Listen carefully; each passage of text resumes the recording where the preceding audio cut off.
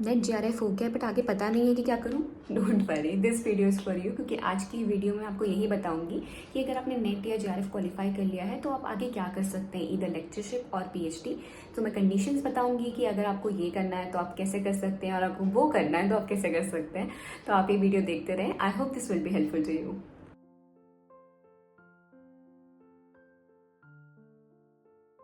Job और PhD, job और PhD, this was the most asked question. मतलब मेरे इतने सारे subscribers they keep asking me, ma'am मैंने ये क्वालिफाई कर लिया, अब क्या करूँ, पीएचडी करूँ, प्रोफेसर बनूँ। सो here's the video.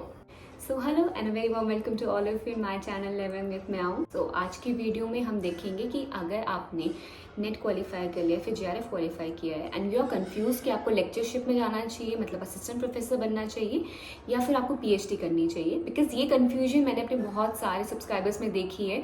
कुछ ऐसे स्टूडेंट्स हैं जिन्होंने दिसंबर की साइकिल में अपना नेट क्वालिफाई किया, दे आर कंफ्यूज कि आगे पीएचडी करें, फिर जॉब देख रहे हैं तो कैसे देखें। सो आई थॉट कि ये वीडियो एक मस्ट है। एंड कुछ ऐसे सब्सक्राइबर्स होंगे जो भी प्रिपेयर कर रहे हैं, तो अगर आप जून की साइकिल में, आने वाली साइकिल में अगर आप ये एग्जाम क्वालिफाई करते हैं तो उसके बाद आप क्या कर सकते हैं। अगर आपको पीएचडी करनी है तो आप कैसे डिसाइड करें, अगर आपको जॉब करनी है तो आप कैसे डिसाइड करें। सो देखते रहें इस वीडियो को एंड लेट्स गो। सो कि starting from there to conditions कि आपने नेट क्वालिफाई किया है या आपने जेआरएफ क्वालिफाई किया है। So if you are someone जिसने नेट क्वालिफाई किया है एंड आपको रिसर्च ही करनी है, you know, if you are into research, then आप एक चीज़ कर सकते हैं कि आप नेट के थ्रू कहीं भी एनरोलमेंट ले सकते हैं पीएचडी में एंड मेक श्योर कि आप आगे जाके जेआरएफ कर लें, क्योंकि नेट के बाद फेलोशिप नहीं मिलती है।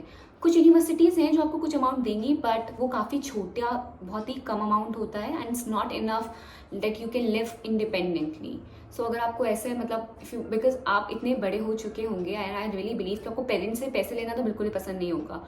सो नेट के थ्रू आपको शायद से इतनी अच्छी फेलोशिप या इतने ज़्यादा कुछ स्कॉलरशिप ना मिले, तो ऑलवेज ट्राई कि आप जेआरएफ को देखें। So what you can do is आप किसी भी यूनिवर्सिटी में एनरोलमेंट ले लें, ठीक है, एंड अगले वाली साइकिल में ट्राई कि आप जेआरएफ क्वालिफाई करें, क्योंकि उसके बाद आपकी स्कॉलरशिप हो जाएगी बहुत अच्छी and you will be able to live independently, ठीक है। But if you are someone जिसको मतलब रिसर्च में इतना इंटरेस्ट नहीं है, जो जॉब करना चाहता है, तो वो भी एक ऑप्शन है। आप सीधे फिर क्या करें, जॉब करें, ठीक है। आप इधर प्राइवेट यूनिवर्सिटी में या फिर गवर्नमेंट यूनिवर्सिटी में भी ट्राई कर सकते हैं। प्राइवेट यूनिवर्सिटी में आपको ज़्यादा चांसेस हैं, even if you are fresher आपको हायर कर लिया जाएगा, ठीक है। And as I have told you, minimum salary आपकी 22,000 होगी ही होगी एज पर यूजीसी नॉर्म्स।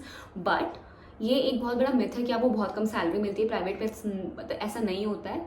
मतलब ऐसा तब होगा अगर वो कॉलेज हो या फिर इंस्टीट्यूट बहुत छोटा है, बट कुछ अच्छी यूनिवर्सिटीज़ आपको अबव 30 या 40 भी ऑफर करती हैं एंड इस अमाउंट आप इंडिपेंडेंटली रह सकते हैं, ठीक है। खुद के पैसों पे आप अपनी हर चीज़ कर सकते हैं, घर वालों को भी थोड़ा दे सकते हैं। It's a very decent amount. So NET के बाद आप ये कर सकते हैं। बट अगर आपको आगे जाके, बट आई ऑलवेज सजेस्ट, देखो आपको पीएचडी करनी ही करनी है, बिकॉज अगर आपको प्रमोशन चाहिए तो इट्स वेरी इंपॉर्टेंट कि आप पीएचडी करें ही करें। बट ठीक है, अगर आपको रिसर्च में इंटरेस्ट नहीं है तो take your time, do a job, be an assistant professor and then जब मन करे या फिर जब आपको प्लान बने टू मतलब परस्यू पीएचडी, आप पार्ट टाइम पीएचडी कर सकते हैं। पार्ट टाइम पीएचडी में ये है कि आपका डॉक्टर भी आपका नाम पे लग जाएगा, ठीक है। आप थोड़ी रिसर्च भी कर लेंगे, कुछ पेपर्स भी पब्लिश कर लेंगे एंड आप जॉब भी साथ में कर रहे होंगे, तो ये आप एक चीज़ कर सकते हैं। बट अगर आपको फुल टाइम पीएचडी करना है तो बस सेकेंड कंडीशन आती है विच इज़ जेआरएफ। तो इफ़ यू आर समवन जिसने जेआरएफ क्वालिफाई कर लिया है, ठीक है, तो अगर आप कोई ऐसे कैंडिडेट हैं जिसने कर लिया है अपना जेआरएफ क्वालिफाई, ठीक है, now you are good to go for your research scholarship. ये स्कॉलरशिप अब आपकी बढ़ के हो चुकी है 37,000 एंड ये बहुत ही अच्छा अमाउंट है, ट्रस्ट मी। एंड आपका इनरोलमेंट किसी भी एक अच्छी यूनिवर्सिटी में, इवन गवर्नमेंट यूनिवर्सिटी में हो जाएगा फिक्स, क्योंकि जेआरएफ कैंडिडेट्स को थोड़ा ज़्यादा ईजिली ले लिया जाता है, ठीक है। सो वो स्टूडेंट्स जिनको सच में रिसर्च में जाना है, नेट इज़ नॉट इनफ, आपको जेआरएफ क्वालिफाई करना ही होगा। मेक श्योर कि आप जेआरएफ के लिए पढ़ें, या तो अपना टाइम लें, आगे 6 महीने और पढ़ें, 4-5 महीने और पढ़ें, अपना टाइम दें एंड जेआरएफ क्वालिफाई करें। जो जेआरएफ वाले कैंडिडेट हैं उनको मैं बिल्कुल सजेस्ट करूँगी आपको रिसर्च में जाना चाहिए। आप किसी भी प्राइवेट में अगर आपका मन है, आपको एक गाइड पता है, आपको कोई यूनिवर्सिटी से पता है कि आपकी रिसर्च अच्छी हो पाएगी, तो वहाँ जा सकते हैं। गवर्नमेंट में भी आपके लिए बहुत इजीली आपका एनरोलमेंट हो जाता है, तो गवर्नमेंट में करना है तो आप वो भी कर सकते हैं। आपको 37,000 मिलता है, ठीक है। एंड आप अपना 3-5 साल वहाँ पे लगाएं, अच्छे से करें अपना रिसर्च का काम, ठीक है। एंड उसके बाद आप अपना पढ़ाने के लिए एलिजिबल हो जाते हैं एंड आप क्या आगे डॉक्टर लग जाएगा and it's such a proud moment for everyone. इसमें आपका देखो, अगर आपने नेट JRF या कुछ भी क्वालिफाई किया है, एक चीज़ काफ़ी इंपॉर्टेंट है which is your financial condition. So if you are someone जिसके लिए पैसा एकदम इंपॉर्टेंट नहीं है, अगर आपको भी पैसे से फ़र्क नहीं पड़ रहा है एंड आप इवन मतलब अगर आपका नेट ही सिर्फ हो रखा है एंड आपको पैसे की कोई भी दिक्कत नहीं है और आपको रिसर्च में ही जाना है, ठीक है, तो आप पक्के से कहीं से भी किसी प्राइवेट इंस्टीट्यूट से या गवर्नमेंट में ट्राई करके आप एनरोलमेंट ले, क्योंकि आपको घर से या कहीं से भी सपोर्ट होगा, मतलब या फिर आप कोई फ्रीलांस ऐसा काम कर रहे हैं कि आपका पैसा कहीं ना कहीं से आ रहा है so that you can live on your own terms and independently, ठीक है। But if you are someone जिसके पास मतलब जिसको पैसा नहीं लेना है घर से, ठीक है, या फिर आपकी फाइनेंशियल कंडीशन इतनी अच्छी नहीं है, तो आप जॉब देख सकते हैं, क्योंकि नेट के बाद as I have told you कि पैसे इतने अच्छे नहीं मिलते हैं, आपको फेलोशिप स्कॉलरशिप आपकी इतनी अच्छी नहीं है, तो आई हाईली सजेस्ट कि आप फिर जॉब करें। आपके पास अगर आप स्किल्स अच्छी हैं, ठीक है, आपके पास थोड़ा एक्सपीरियंस अच्छा है, आपके पास आपका प्रोफाइल काफ़ी अच्छा है, तो आपको अच्छे खासे मतलब पैसे मिल जाएंगे and you will be able to live on your own terms और आपको डिसेंट अमाउंट अच्छे से मिलेगा, ओके। एंड आपका मतलब वही आपको देखना होगा अपना पर्सनल, बिकॉज हर किसी का एनवायरनमेंट अलग होता है, ठीक है। मेरे लिए जो कंडीशंस थी, मैंने जो स्टेप्स लिए, मैंने जो चॉइस मतलब what I have choose for my self, ये बहुत डिफरेंट होगा क्योंकि मैं एक अलग बैकग्राउंड से आ रही हूँ, मेरा एनवायरनमेंट बहुत अलग है, बट आपका अलग हो सकता है। सो मैं अपना एक्सपीरियंस बता के I am coming from a very different background, मेरा एनवायरनमेंट अलग था, मेरा आगे का फ्यूचर प्लान अलग है। सो मैंने जो भी मतलब चूज़ किया अपने लिए वो बहुत अलग है। सो आप देखें कि आपका फ्यूचर प्लान क्या है, ठीक है, आपकी अभी की कंडीशन कैसी है, उसके अकॉर्डिंग आप स्टेप लें एंड देन चूज़ कि आपको क्या करना है, आपको जॉब ही करनी है, आपको PhD करना है। एंड बट अगर आपके पास JRF है as I am telling you, तो आप पक्का से ट्राई करें कि आप इनरोलमेंट लें किसी भी यूनिवर्सिटी में एंड अपनी स्कॉलरशिप को अवेल करें। एक और चीज़ यहाँ पे हो सकती है दैट आपके पास आपकी एज का एक फैक्टर हो सकता है, ठीक है, और एज का फैक्टर है सच, अगर आप कोई ऐसे कैंडिडेट हैं जिसको काफ़ी एज हो गई, 30+ हैं, ठीक है, तो आपको शायद से दिक्कत लग रही हो कि आप अपने कुछ आने वाले 4-5 साल PhD में डिवोट करें, ठीक है। सो उसमें आप ये चीज़ कर सकते हैं कि क्योंकि आपको PhD तो आपको अल्टीमेटली करनी ही करनी है, ठीक है, इस चीज़ से आप सब लोग क्लियर हो जाएं कि आपको अल्टीमेटली करनी ही करनी होगी अगर आपको एसोसिएट प्रोफेसर या प्रोफेसर अपने नाम पे आगे लगवाना है, ठीक है। तो प्रमोशन के लिए as I have said PhD करनी पड़ती है, तो आपको शायद ऐसा लगे कि अब 3-5 साल आप रेगुलर डिग्री कोई कर रहे हैं, ठीक है, उसमें फिर आपको स्कॉलरशिप एक स्पेसिफिक अमाउंट की मिलती है, तो आप एक चीज़ कर सकते हैं कि आप पार्ट टाइम PhD करें, ठीक है, साथ में जॉब करें। ये भी मैंने बहुत सारे कैंडिडेट्स को और लोगों को करते हुए देखा है जिनको जॉब करनी होती है, ठीक है, जो अपनी जॉब में बहुत खुश हैं, जो कुछ और कर रहे हैं, बट उनको सिंस रिसर्च में थोड़ा इंटरेस्ट है एंड उनको PhD भी अपनी कहीं ना कहीं से कंप्लीट करनी है, तो आप पार्ट टाइम PhD कर सकते हैं, वो एक बहुत अच्छा ऑप्शन है।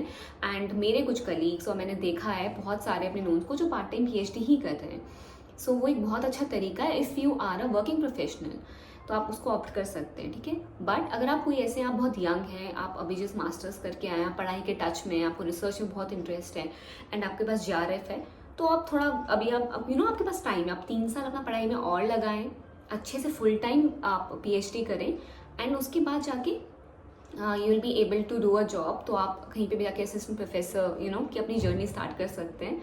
You have to decide for yourself according to your priorities and आपकी किस कंडीशन में आपके लिए क्या चीज़ सुटेबल बैठ रही है, ये सिर्फ आप ही डिसाइड कर सकते हैं। सो आई होप आपको क्लियर हो गया होगा कि मैंने कंडीशंस बताई हैं कि आपका सिर्फ नेट क्लियर है तो आप क्या कर सकते हैं, अगर आपका सिर्फ JRF क्वालिफाई है तो आप क्या कर सकते हैं, ठीक है, क्या क्या अपॉर्चुनिटीज़ आपके पास आगे हैं and most important is your priority and your conditions.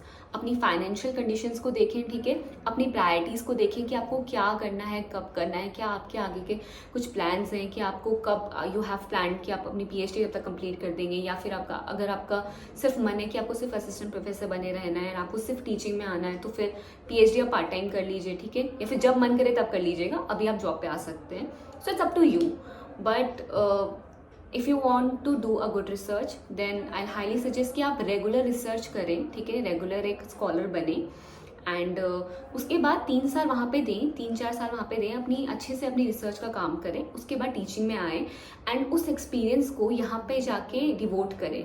तो आपका जो टीचिंग में एक्चुअली जो आपका रिफ्लेक्ट होगा ना, आपकी स्किल्स एंड आपका नॉलेज वो बहुत अच्छे से होगा। एंड सेकेंड इज, अगर आपको नहीं PhD में इंटरेस्ट है, बिकॉज बहुत सारे कैंडिडेट्स ऐसे होते हैं मतलब ये सब मैं बिल्कुल भी नहीं मानती हूँ कि आपका रिसर्च में आपको इंटरेस्ट होना ज़रूरी है, ठीक है, कि होना ही होना चाहिए। नेचुरली बहुत सारे लोगों का नहीं होता है, it's totally fine. So don't जज yourself on that part, क्योंकि ये बहुत ही नेचुरल है कि आपको शायद से इंटरेस्ट ही नहीं है पीएचडी में, but just for the sake of just for the sake of promotion और हैविंग दैट डॉक्टर नेम, सो आपको करनी पड़ेगी पीएचडी। आप पार्ट टाइम पीएचडी कर सकते हैं, बहुत सारे कैंडिडेट्स कर रहे हैं, and there is no wrong in doing part time PhD.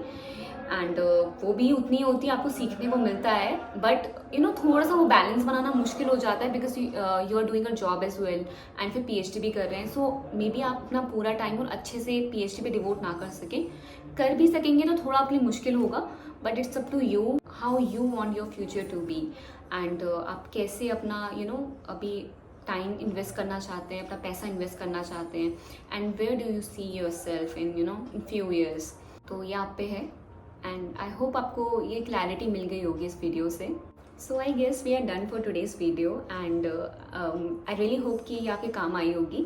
And ये मैंने मेरे सारे कमेंट्स से ही बनाई है, बिकॉज मैं देख रही थी बहुत सारे कैंडिडेट्स से इंटरनेट हो गया है एंड दे कुडंट डिसाइड कि अभी क्या करना है।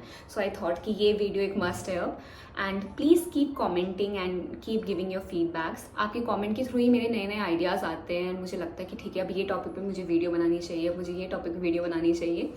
सो अपने कमेंट्स देते रहें एंड मुझे सपोर्ट करते रहें, and okay, I guess we are done for today, so I'll see you in my next video. tada, bye bye, take care. इस वीडियो के बाद आपको आई गेस एक अच्छी क्लैरिटी आ गई होगी।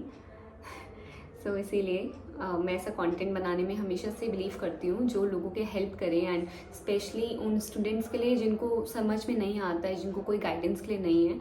सो मैं ट्राई करती हूँ कि मैं उनकी गाइड बन सकूँ उस तरीके से कि मैं उनको समझा सकूँ कि ठीक है, ये चीज़ें आप पे, ये अपॉर्चुनिटीज़ आपके पास हैं, and now you have to decide कि आप अपनी प्रायोरिटीज़ के अकॉर्डिंग, अपने टाइम के अकॉर्डिंग, अपनी चॉइस के अकॉर्डिंग कौन सा स्टेप आगे लेना चाहते हैं।